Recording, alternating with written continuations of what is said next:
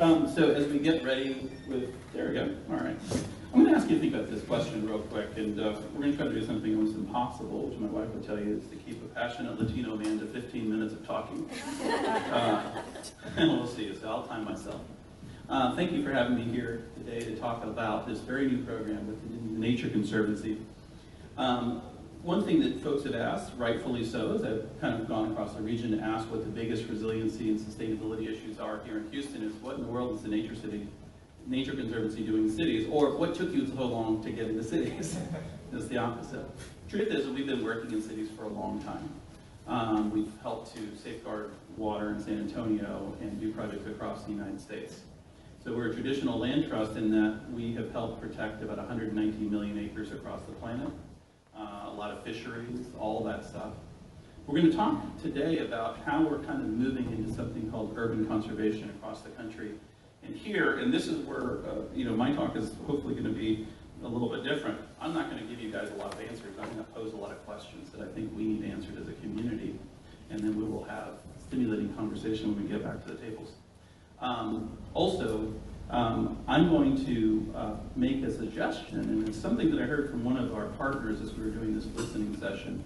And it's a question really for all of us to answer individually and collectively as a group. If we become a resilient city, is that good enough? Or should we be going towards what I call resiliency plus?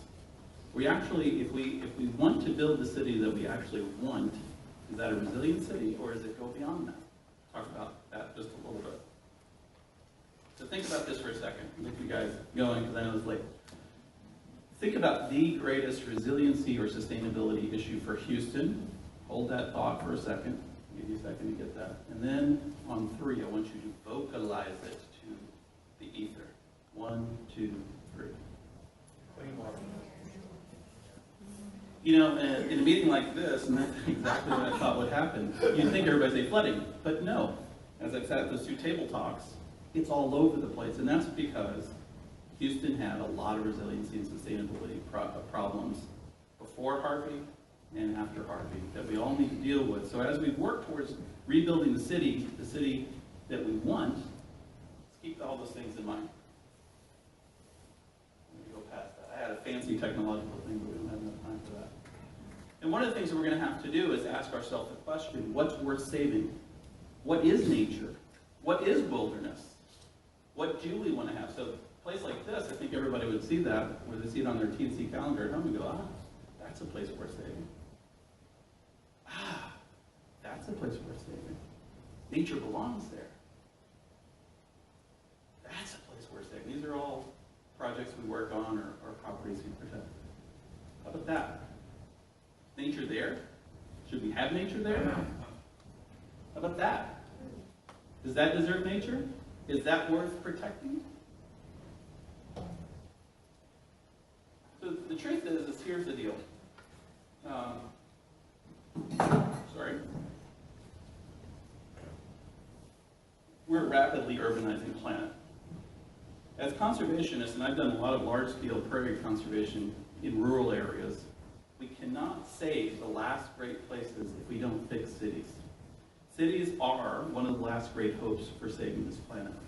We have to get those right.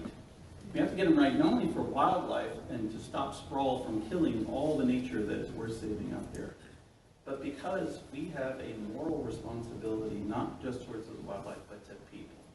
Last time I checked, people were mammals. They need healthy habitat, just like every other animal on this planet. And our job should be to reconceptualize the city as habitat for living things instead of cars, which is what it is right now. This is true in Texas too. So by 2050, our region is going to have over 12 million people. We're going to fit them.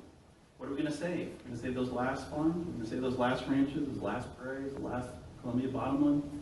We're going to have to do something that is very different. We're going to have to take ground. We're going to have to take places that are not used productively. Lawns, great example. Power line easements, great example.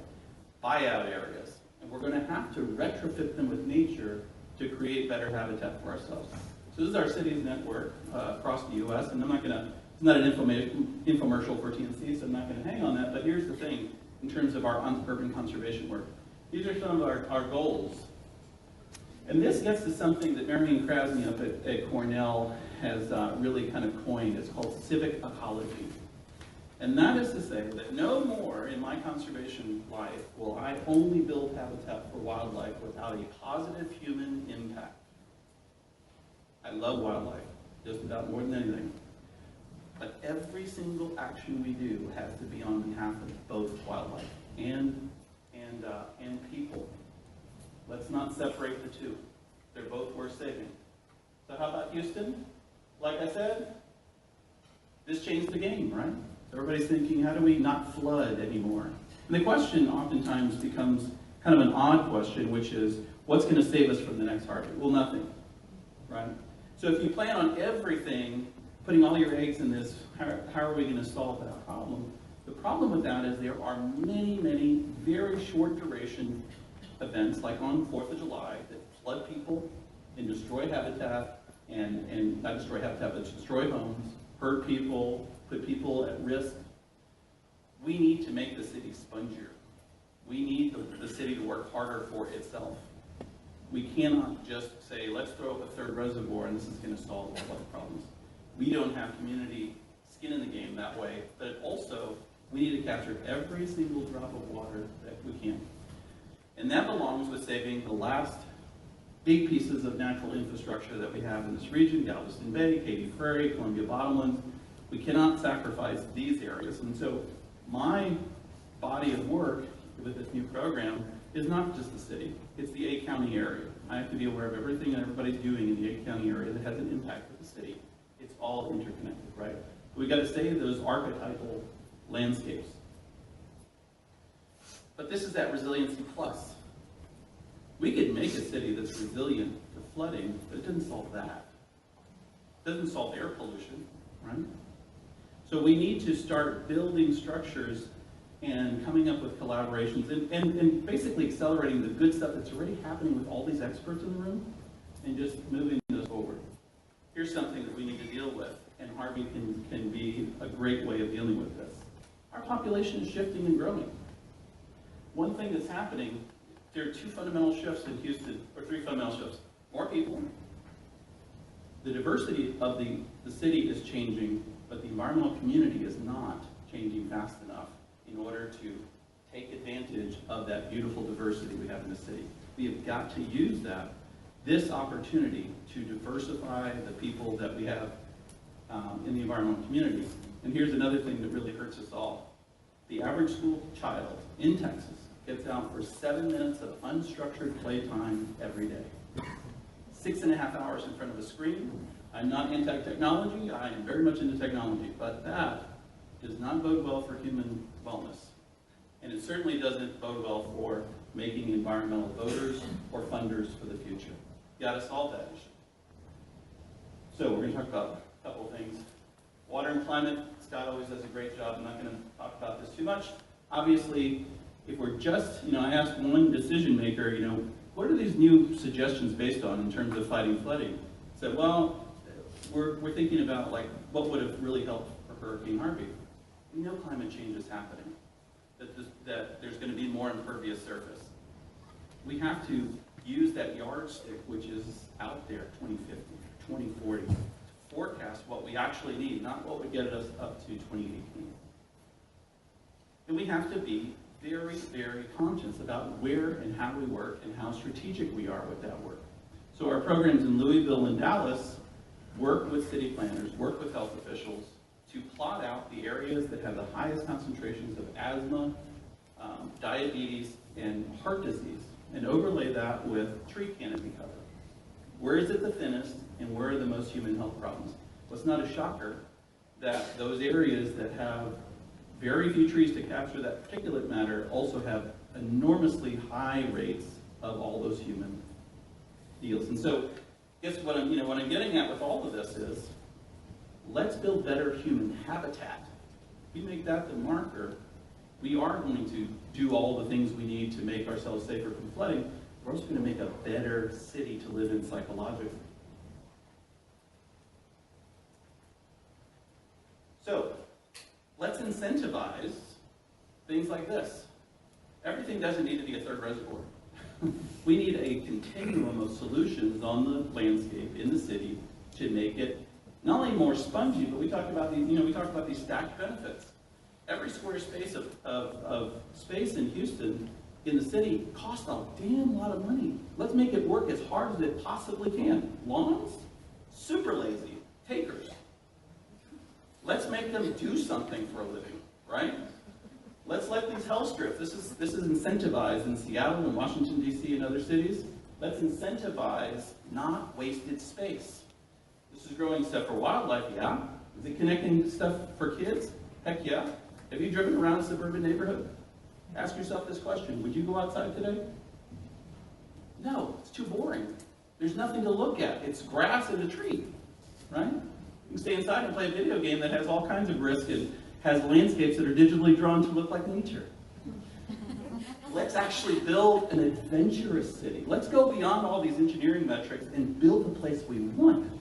Let's build a place of adventure. Let's put parks in parking lots. Let's put the park back in parking lots, right?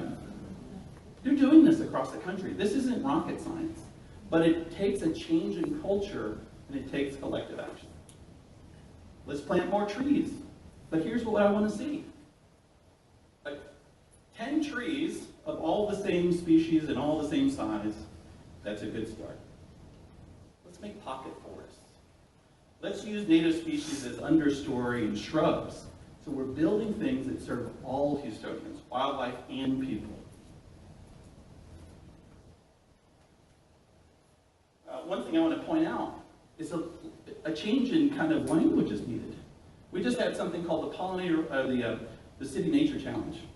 Cities across the country competed to see who had the most diversity of wildlife and plant life on the planet. A lot of people don't think nature's here in Houston. Guess what? We got second place. We were 30 species behind San Francisco and had half the counters. You are living in a biological wonderland. Let's safeguard that and rewild the city in places that are appropriate so we can maintain the common things as common. I'm kind of obsessed with this. I'm looking at some people over there. But let's accelerate the good that's happening with the One Breath Partnership, with Houston Wilderness's Regional Conservation Plan, with all the great stuff that the Houston Parks Board is doing. Let's help the Houston Parks Board get that beyond the bayous thing done. Let's create the envy of the nation. Let's use things like power lines as prairies. This is actually an extant prairie that has over 300 species.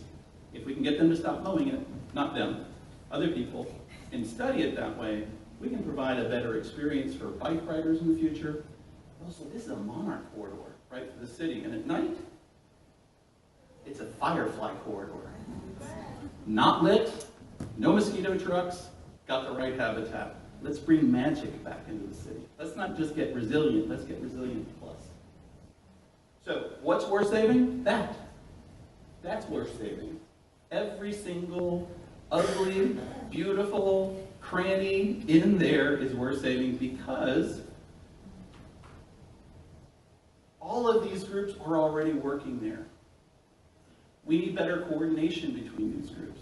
It's been apparent for a long time with many of us. We need more things like the One Breath Partnership to bring us together, or Back to Bay, or some of these things that bring us together around these nuclei of action.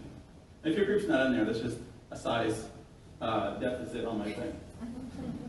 And if we get to there, we can say that we made better habitat for Houstonians. And these are the Houstonians. Let's not think of ourselves as separate from these guys anymore. We need the same stuff.